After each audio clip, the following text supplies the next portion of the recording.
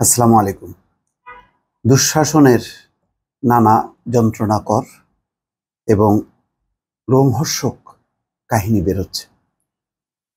একটি বিবরণ পাওয়া গেল, সেখানে বলা হচ্ছে আয়নাঘরে জোরে মিউজিক বাজানো হতো যাতে আজান শুনতে না পায়। আরমান, ব্যারিস্টার আহমেদ বিন কাসেম, ডাকনাম হচ্ছে আরমান। সাদা পোশাকে তাকে তুলে নেওয়া হয়। সেই তারিখটা ছিল 2016 সালের 9ই আগস্ট। এরপর তাকে নিয়ে যাওয়া হয় আয়নাঘর নাম গোপন কারাগারে। সেখানে দিন রাত 24 ঘন্টা তার হাত ও চোখ বেঁধে রেখে ফেলে রাখা হতো। এমনকি আজানের ধ্বনিও শুনতে দেওয়া হতো না। সেই সময় জোরে জোরে মিউজিক বাজানো হতো। চিন্তা করছেন, এরা কি হিন্দু নাকি মুসলিম আমি জানি না, এদের নাকি কোনো ধর্মই নাই। গত 5ই আগস্ট সাবেক প্রধানমন্ত্রী শেখ হাসিনা দেশ ছেড়ে পালিয়ে যাওয়ার পর চোখ বেঁধে হাত কড়া পরিয়ে গোপন কারাগার থেকে বের করা হয় ব্যারিস্টার আহমেদ বিন কাসেমকে।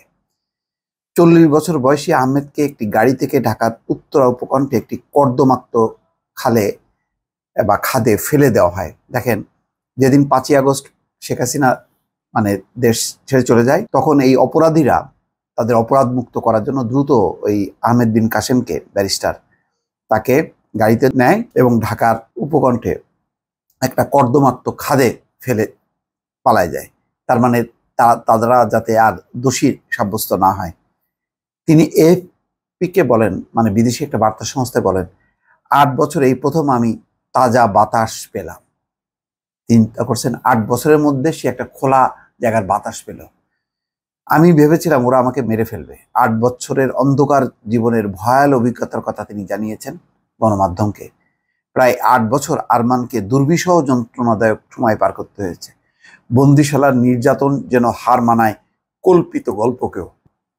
সেই সব দিনের অভিজ্ঞতা বর্ণনা করে আরমান বলেন, আমার কাছে মনে হয়েছিল আমি জীবন্ত অবস্থায় কবরের মধ্যে আছি। আমি যদি জানতাম আমার সঙ্গে এই আচরণ করা হবে, তাহলে আমি আসার আগে 2টি মেয়েকে আদর করে আসতাম। আমি এত দ্রুত আলাদা হয়ে যাব চিন্তাও করতে পারিনি। আহমেদ বিন কাসেম বলছেন, আমাকে বলা হয়নি আমি কোথায় আছি, আমাকে এখন কয়টা বাজে এটাও তারা বলতো না। আমি বলতাম আমি নামাজ পড়ব কিভাবে, তখন তারা বলতো এটাই আদেশ, সময় বলা যাবে না।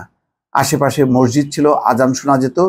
যখনই আজান শোনা যেত তখনই তারা মিউজিক ছেড়ে দিত যেন আজান শুনতে না পাই। তারা বলতো এটাই আদেশ। কেউ যেন সময় বুঝতে না পারে, লোকেশন বুঝতে না পারে, আজান শুনতে না পারে। এভাবে 8টি বছর কেটে গেছে।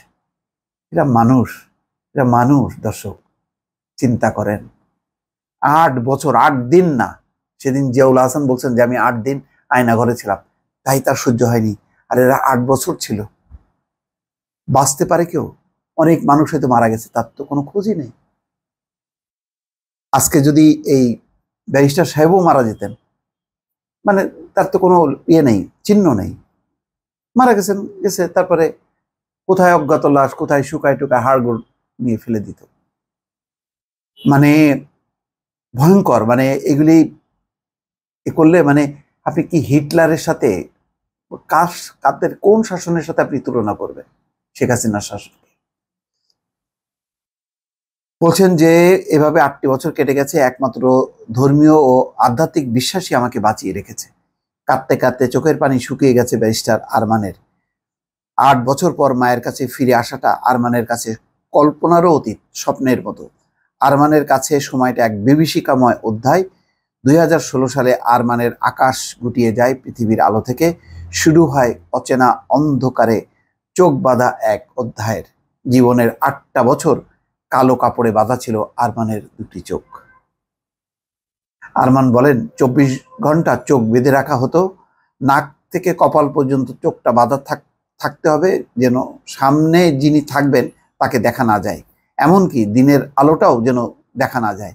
এভাবে চোখ বাঁধা থাকার নিয়ম। 24 ঘন্টা হাত কড়া পরানোর নিয়ম। দিনের বেলা সামনে, রাতের বেলা পেছনে হাত বাঁধা থাকতো। চিন্তা করেন, রাতের বেলা পেছনে হাত বাঁধা থাকতো। ঘুমাতো কিভাবে মানুষ? রাত 12টা পর্যন্ত হাতের সামনে ও রাত 12টা থেকে ভোর 6টা পর্যন্ত পেছনের দিকে। শুধু রমজান মাসের রোজা শুরু রাতে তারা বলতো আজকে চাঁদ দেখা গেছে, তারাবির নামাজ পড়েন। রমজান মাসে সেহরি ও ইফতার দেওয়া হতো। কর্মীদের জন্য খাবারের বরাদ্দ যতটুকু, তার হাফ বন্দীদের জন্য বরাদ্দ ছিল। এগুলি দর্শক আসলে মানে বলতেও কষ্ট লাগে আর কি। ব্যারিস্টার আরমান বলেন, আমি রাতের পর রাত কাটিয়েছি বন্দীদের কান্নার আওয়াজে। এমনকি প্রাপ্তবয়স্ক পুরুষকে শিশুর মতো চিৎকার করতে শুনেছি আমি। মানুষের চিৎকার ও নির্যাতনের আওয়াজে আমি বহু রাত না ঘুমিয়ে কাটিয়েছি। এমন কথাও আমার কানে আসতো, মানুষ আত্মহত্যার চেষ্টা করছে, কয়েকজন বন্দী খাওয়া ছেড়ে দিয়েছে, তাদের হাত পা বেঁধে নাকের নল দিয়ে খাওয়ানো হয়েছে। খাওয়া বন্ধ করে দেওয়ায় মৃত্যুর আশঙ্কা হতো, তখন তাদের ভিটামিন ইনজেকশন দেওয়া হতো মৃত্যু যাতে না হয়।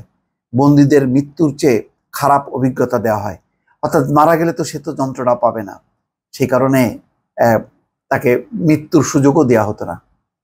দর্শক, এগুলি কি শুনছে? এগুলি সম্ভব যে এত বর্বর অসভ্য জাতি, আর মাঝে মধ্যে এদের ব্যাপারে কিছু আচরণে আমরা প্রতিবাদ করছি, কিন্তু এইগুলি যখন আবার পড়ি মনে হয় যে না, যথার্থ যথার্থ।